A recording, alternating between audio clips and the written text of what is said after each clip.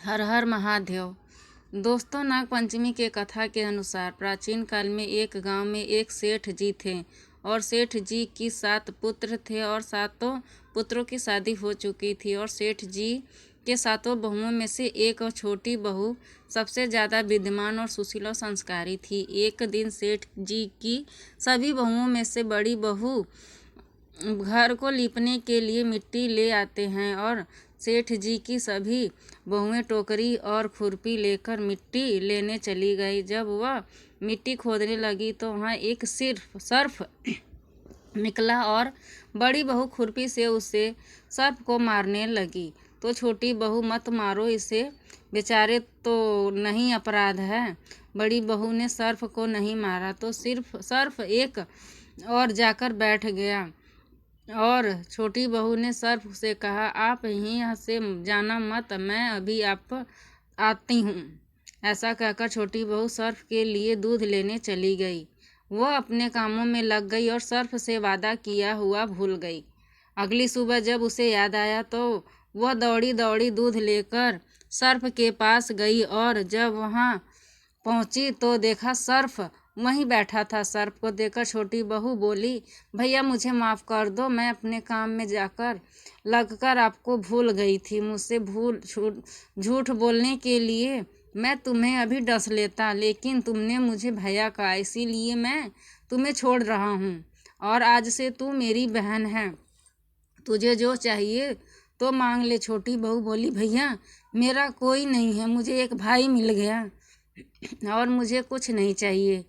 बस जब भी मैं अपने भाई को पुकारूं तो तुम चले आना। कुछ दिनों के बाद सावन के महीने में सेठ जी की अपनी अपनी बहुआं अपने अपने नैहर जाने लगी तो उसकी सास ने बोला, तुम्हारा तो कोई नहीं है, तुम कहाँ जाओगी। यह सुनकर छोटी बहू बहुत रोई। उसके घर एक दूर के रिश्तेदार में से एक उसका भाई आया। मैंने इसे ले आने आया हूँ, मैं इसकी दूर के रिश्तेदार से भाई हूँ। सेठ जी बोले, छोटी बहू का तो कोई नहीं भाई है। सच्चाई दिलाने पर सेठ जाने देता छोटी बहू को एक दिन के लिए भेज दिया। रास्ते में छोटी बहू को बताया, बहन मैं तुम्हारा भाई सर्प हूँ, मैं तुम्हें अपने साथ अपने घर नागलोक ले जाने आया हूँ। तुम डरना मत, तुम मेरी पूंछ को पकड़ लो और डरना मत, मैं तुम्हें अपने घर ले जा रहा हूँ। छोटी बहू सर्प के बात कहे के अनुसार किया। जैसे ही वह लोग नागलोक पहुँचे, नागलोक के धन और वैभव को देखकर छोटी बहू चकित रह गई। उसे अपनी माता के पास ले गया तो सर्प ने बोला, माता यह मेरी बहन है, इसमें मेरी जान बचाई थी और यह हमारे साथ रहने आई हैं। सर्प की माँ ने छोटी बहू को गले लगा लिया और छोटी बहू वहाँ खुशी खुशी रहने लगी। और कुछ समय के बाद शेषनाग के छोटे छोटे बच्चे वहाँ रहने लगे और वह वहाँ देखने लगी कि माँ सभी सर्प के लिए दूध ठंडा करने लगी। उसके बाद माँ घंटी बजाती, फिर सारे बच्चे वहाँ आकर दूध पीते। एक दिन छोटी माँ ने बहू से बोला, माँ आज दूध मैं ठंडा करती हूँ। और फिर दूध ठंडा करने लगी। दूध ठंडा नहीं हुआ था पर जल्दबाजी में उसने घंटी बजा दी।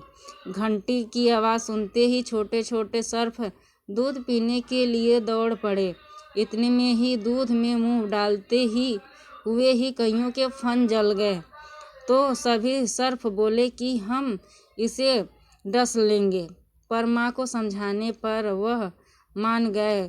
तब सर्प ने और उसकी माँ ने छोटी बहू को धन दौलत, हीरे मोती और जरा देखकर उसके घर के लिए विदाई किया। इतना सारा धन दौलत देखकर तो बड़ी बहू ने बोला कि भाई ने इतना सारा दौलत दिया है तो उसे झाड़ने के लिए तो सोने की झाड़ू भी दे देता। तो यह बात सुनकर सर्प ने सोने की झाड़ू भी लाकर दिया। उसके साथ अपनी माँ की ओर से हीरे मोती और मणि से जड़ी हुई हीरों का हार दिया। उसे हर गांव में प्रशंसा पूरे नगर में होने लगी। जब यह प्रशंसा नगर की रानी ने सुना तो शहर को पहनने की इच्छा जताई।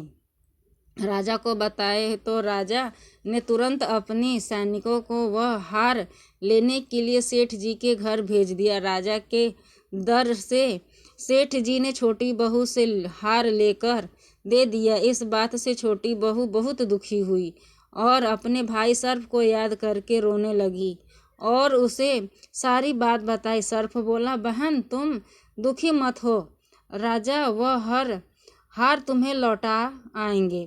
रानी ने ऐसे जैसे ही वह हार पहना वह हार सर्प बन गया और रानी ने डर कर वह हार फेंक दिया और राजा ने छोटी बहू को बुलाने सैनिक को भेजा।